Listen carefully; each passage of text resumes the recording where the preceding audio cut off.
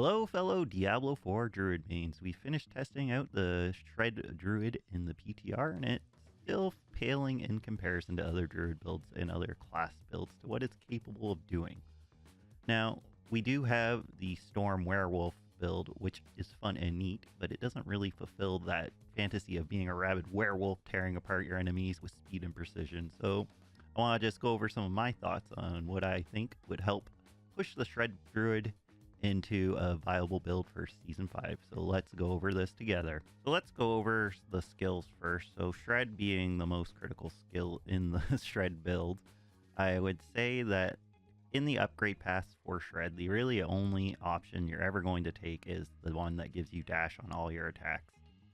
Personally, this should probably just be in the base skill, because there's no reason to take the other one. The AoE and the poison damage you get from the other option is just not enough. So I would like to see dash move into all attacks on the base of Shred, and then that will allow them to expand and make a more interesting option of choices there for the upgrade path, giving Shred Druids maybe some more options on what they can take here. The next skill we're going to cover here is Toxic Claw. I feel like Toxic Claw is literally always just a splash, just so you can activate Venom easily. If they increase the damage on Toxic Claw or how it interacted with the crits and the poison, I think this could be a more reasonable skill for people to actually want to invest some skill points in, and it would be very interesting to see what they could do with it. But right now, you only ever want that 1 point just to turn on Envenom, so your crits do more crit strike damage. Next, we're going to look over Rabies. They should make some adjustments to Rabies, just like Shred, because it has a very similar problem where the upgrade you almost always want to take is the Rapid Spread, where the other one where the poison is finished faster is almost never taken. You're generally taking the one so you can spread that rabies. So maybe they should make the other option more appealing, or move the rapid spread to the middle and have two new options at the end to kind of give you more options on what you can take for rabies that are more appealing for us Druid players to pick, and make rabies a better choice than the creeping vines over it. All right, now it's time to talk about Lacerate. So Lacerate is still feeling lacking, though it is in a much better place than it has been in a long time. But I feel they can still raise the damage a bit, because even after working it out, each additional hit you get is still just an extra claw attack. And when you use Lacerate, when you think you're using Lacerate, you would think you're going to be shredding them. So I think the damage can be buffed a little bit. Also, when using the tempering to extend the duration of Lacerate to get those extra hits, they should make Lacerate end on the last hit, just so you can kind of get out of this state that you get stuck in, where you're invisible, potentially attacking nothing for a little bit there, just so the flow of the game feels a lot better after using Lacerate. And the last is the key passive, Lupin Ferocity. It is much better in the PTR now. It's 3 hits, but still lacks a substantial oomph. They could make a high-end hit more often rather than just injured enemies, or add an AoE effect to it. The last hit should always feel very impactful on this key passive to make it a worthwhile choice over the other key passives that you would probably be taking here instead of this.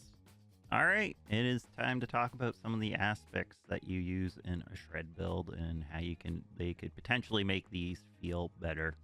So the first we'll talk about is aspect of Changeling Debt.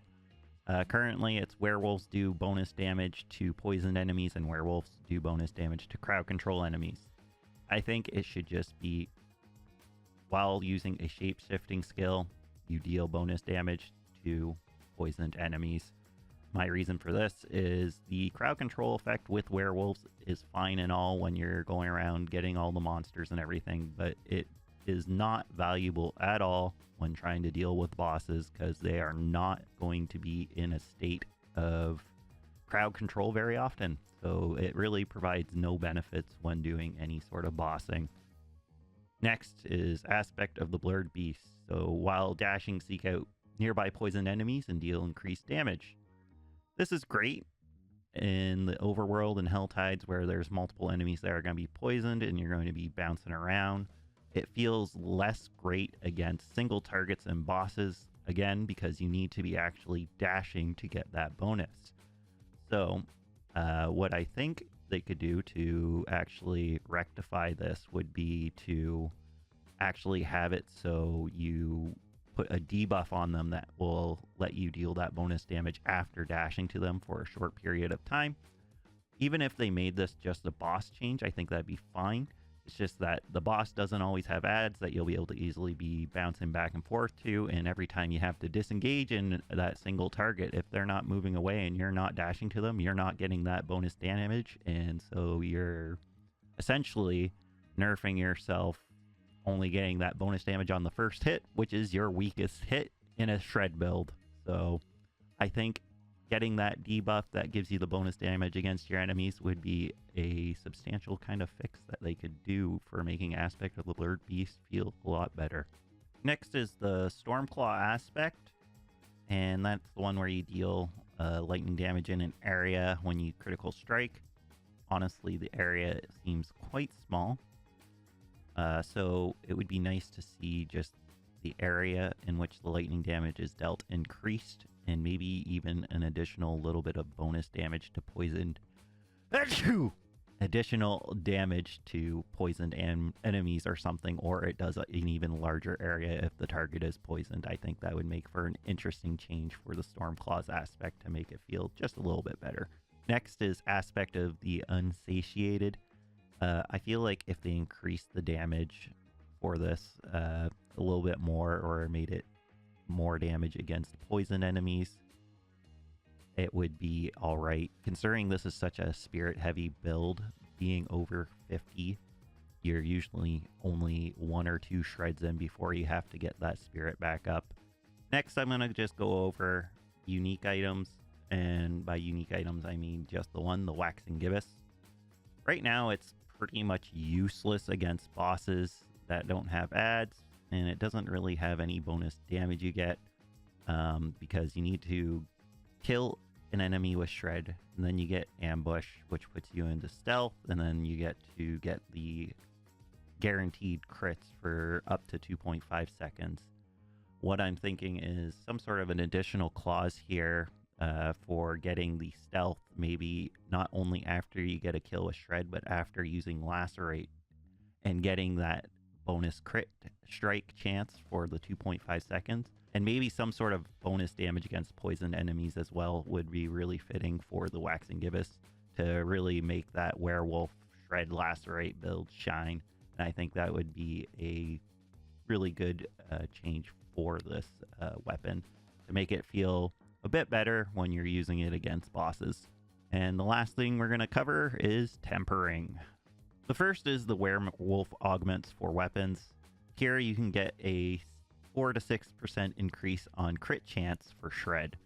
Here they should also maybe have another affix for potentially having a chance to shred twice, or something that can increase the damage just to feel a little more impactful late game. While the crit chance is great early game, it kind of falls off late game when you're getting crit chance from other locations. And then last is the shape-shifting finesse. Here, werewolves can get an increased crit chance and attack speed. Again, crit chance I think has the same problem where it falls off in the late game, and maybe some sort of damage increase would be more suited here for shred, or again, some sort of chance to cast shred again.